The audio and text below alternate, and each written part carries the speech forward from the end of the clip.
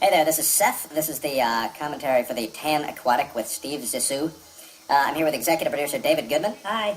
Executive producer Danny Smith. Hi. How does that sound? Sounds fantastic. Nice. Danny got promoted. Thank you.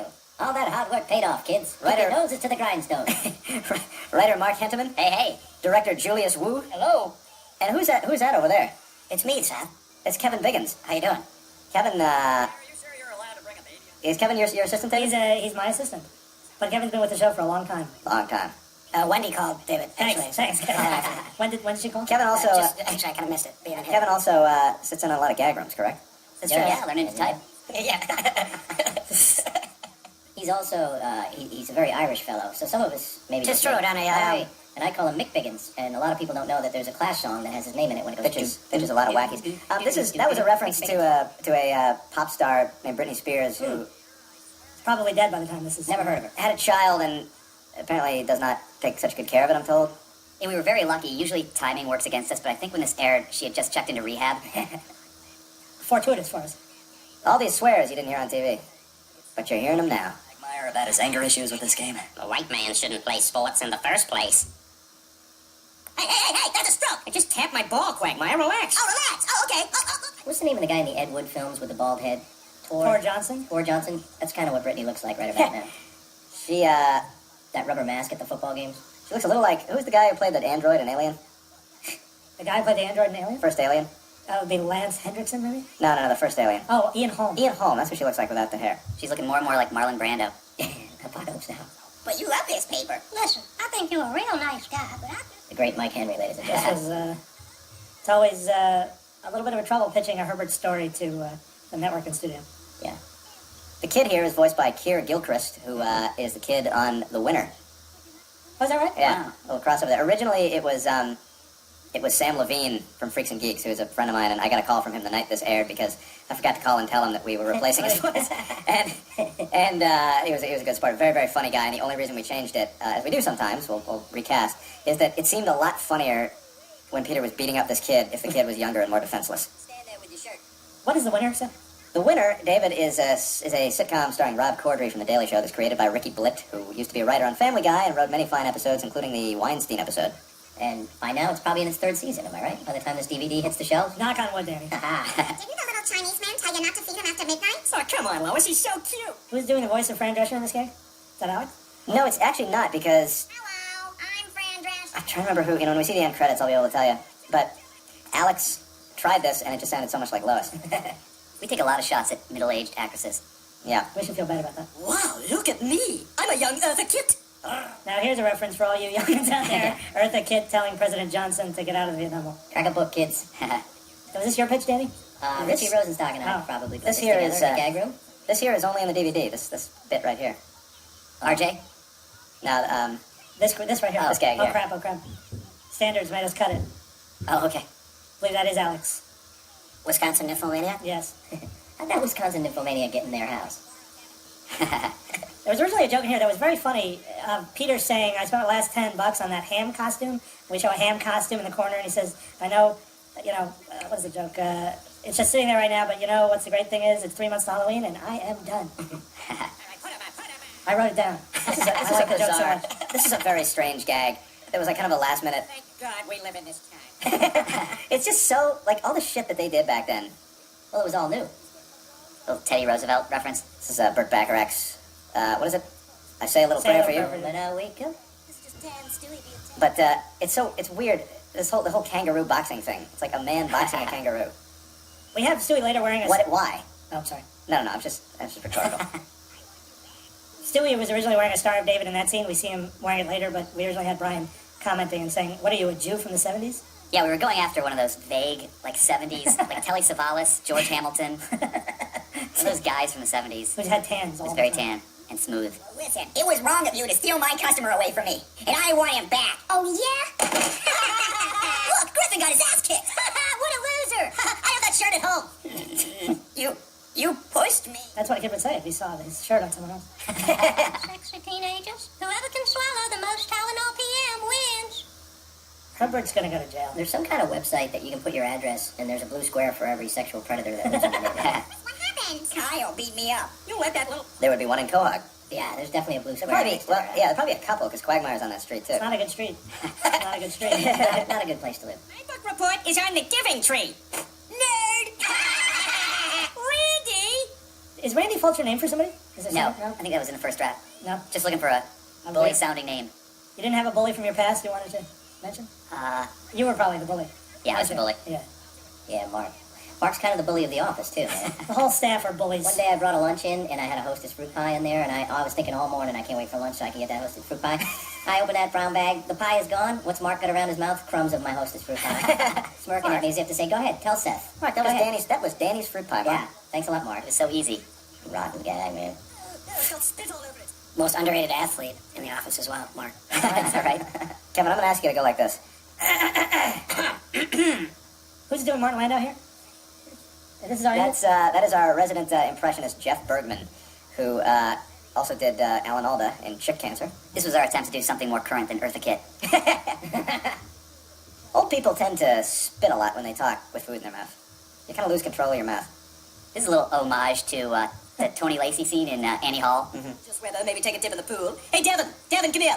Brian, this is Devin. Devin just finished directing a movie. Yeah, it stars a little act. That's the voice of Mike Barker. It's nice hearing Mike back on Family Guy. I'll tell you the truth. He used to do a lot of voices before he went off and made. Now runs American Dad. Julius, was it challenging to get various shades of white for everybody to be wearing white out in this yard? Very, very challenging. This is the one scene that would almost look the same on my grandmother's black and white television. This is Chris Sheridan. I believe it's gag too, if I'm not mistaken. I think he pitched this, but he has the horse here.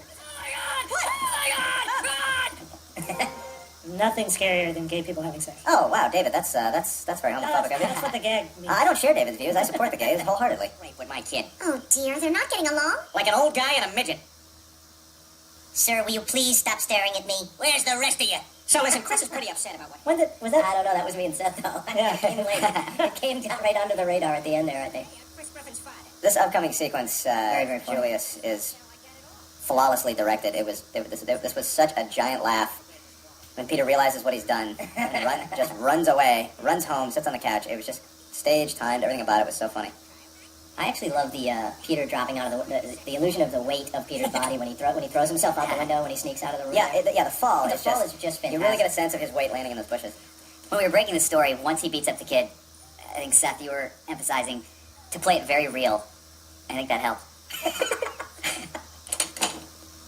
Hey, Peter. Hey, what's going on? Is something wrong? No. I think the story break started with the idea of Peter beating up a bully, right? Wasn't that the? Yeah, Chris having a bully and Peter Peter beating beating him up. His foot tapping when he hears. This is like, that's me waiting We for can my Lois father on to there? get home. All right, take it easy.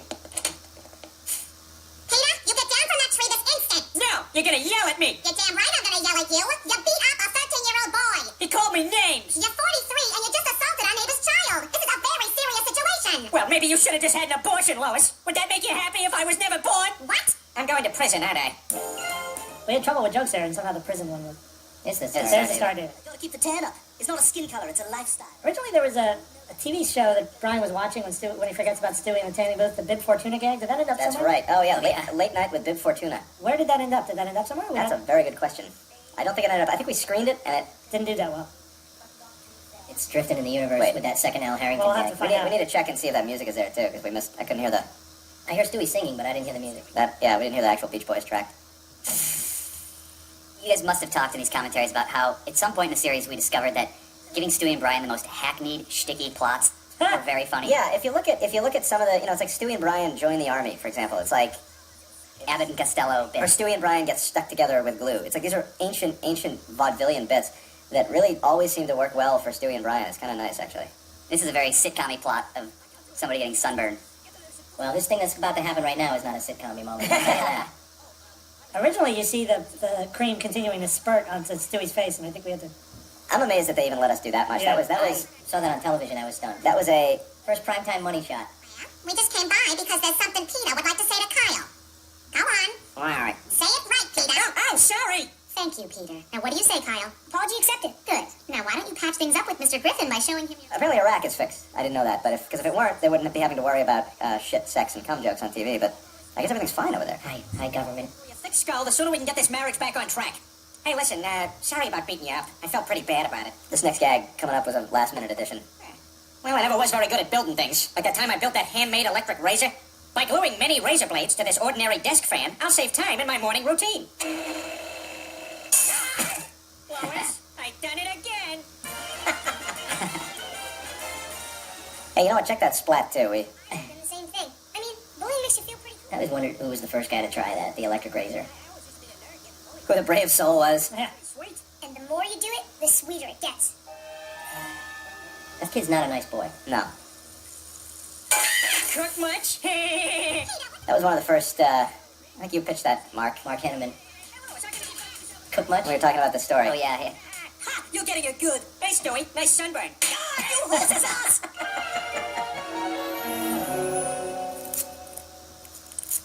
Very well animated, though. Yeah. You want some Stewie jerky? Oh, God, that is disgusting. I'm finally starting to peel. That's so gross, man, when that shit comes off you. It's about a week after 4th of July, and we're all going home. Remember you having that mole before? Oh, the devil? Where did that come from? Brian, what is that? I don't know. Of course, your sunburn was pretty bad. I suppose it could be the C word. What the hell does that have to do with anything? No cancer. For those of you who didn't get that gag, the word he was referring to was cunt. Yes. I'm And that just, got on television, too. yeah. You have to be clever to get past... I don't know for sure whether it's cancerous until the tests come back in a few days. Hey, I'm Dr. Hartman, and I'm Carter. You sound like me. No, you sound like me. Had a wait-and-see attitude, and look what happened to him. Now we've got wrong-sounding Muppets. Hey, Swedish chef. Oh, hey, Kermit, what's going on? Is that a Patrick Megan, I think? Yeah, that's a Pat Megan original. That's like my specialty in junk. I think it's referencing also the fact that Jim Henson didn't go to see a doctor. No, he didn't. It's always been very Well, he was what actually caused his death. You hear so many different stories, and I never. The story I heard was he was a Christian Scientist, and then he... I just heard he had a strep throat, and he never went to have to check that. I think it went on for a long time. The press has not been entirely forthcoming about all Funny, this. because I heard that he got the hem of his maxi coat caught in a school bus door and was dragged down the street. Oh, no, that was Cindy Brady. Mexico? Yeah, remember the maxi Is coat? that happened to Cindy Brady? No, but that was the urban myth when I was a kid. We And then she went to, and then when she went to Vietnam, too. Well, well, the irony... This was amazingly animated. This is one of the scenes too. This is one of the scenes too. Korea gave us 100 takes that were wrong, and finally at the very last minute they got it right. There was a bit in there also where Peter gives Chris his lunch money. Chris goes out to the school bus. Peter runs out and takes his lunch money from him. Yeah, hides behind the bush. There's a reference to Ferris Bueller's Day Off. Originally, I guess Jillian had been in this episode, and she was originally in the sequence, but we Oh, yeah. cut her out. It's too bad we couldn't get the exact Ferris Bueller music. Yeah, this is not where what this is? It's close, but this is what they call a sound-alike, where when you can't clear or can't afford the actual music, you want your composer to do something that evokes it, but is not the same piece of music, so that you don't get sued. And Ron Jones is a master at walking that tightrope, actually. What happened to the chick in that movie? Mia Sarah. Mia Sarah. Question. Is that her She name? looked great in that movie, didn't she? I think she married. She was in Time married her- Cop. She was in She Time in Cop. Time Cop? Yeah, She was in Time Cop, yeah. Her kids go to school with my kids. Really? Yeah. So you get to see her? She's been at school, yeah. All right. It's the weirdest moment in that movie where she's like, did you look at me naked? Because it's okay if you did. You were looking at me naked, weren't you? I was like, well, why didn't we get to see that? What kind of movie is this? Comatose Cameron got to see it. All right, next up, you want to star in a national... Is that the first time that Stewie makes a pass at Brian? I don't think it was so, the first no. time. This is not a reference to anything in particular. It's just a sort of general reference to pain relief commercials. This is some big fun in a gag room is what this is right here, with a very funny man named Mr. John Viner. John Viner is a writer on the show, and he also does a lot of voiceover. This is him doing this deep. He's got the deepest voice. Yeah. Yes? It's insane. I wish I had that instrument. It's only your wrist. What? He's grateful for it, too. You're supposed to use your deep voice. Yeah, he's a very happy person. But he's not John Viner, who was a frequent guest on the Carol Burnett Show. And the Odd Couple. And The Odd Couple. And the Showtime series. Oh, I can't believe it. I Oh, was the a kid- boys? The no, brothers? No. I don't know. I should be ashamed. Showtime? When you were a kid? Showtime. I was a cable TV salesman. Oh. Crackpot or something. Danny has had every job under the sun. You betcha, kids. I'm the whitest Jamaican you'll ever know. What? I don't know. Don't Jamaicans have a lot of jobs? I don't know, Danny. But what I do know is Yeah. you're a very valuable member of this Oh, right? thanks, David. Oh, you know what we're about to see here? Wait, what you're about to see here is a gag that Yeah. was way too unacceptable for. Oh, go fuck yourself.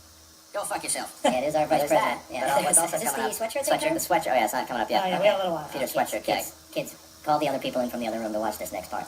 This joke here, Final thoughts? Oh, come on. you all know what this is. You get one of those little hair-looking things on your eye, and it's like floating around, and you look to the left, and then it darts over to the left, like way too far for you, so you can never focus on it exactly. And it's horseshit.